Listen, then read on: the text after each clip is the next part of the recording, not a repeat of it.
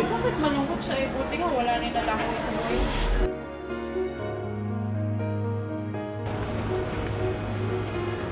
Mari, total wala naman yung glass skin si Kuya nakalaki. Ako gusto naman tuloy na natin kasundan.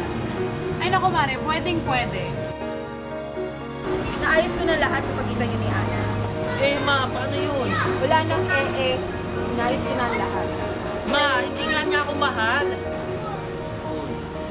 Ano ba kasi problema? Usapin mo ako.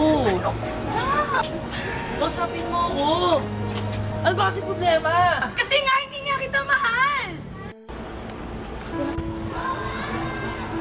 Ate, ba't malungkot ka? Naalala ko lang kasi si Justin. Ang tagal na namin hindi nag-uusap eh. Bakit kaya nilasa yung text? Invited pa siya? Eh, pinagbabawal ni Mama. Ito nga yung mga hinihingi ng papeles. Kahit labas sa edukasyon, hinibigay ko pa rin siya.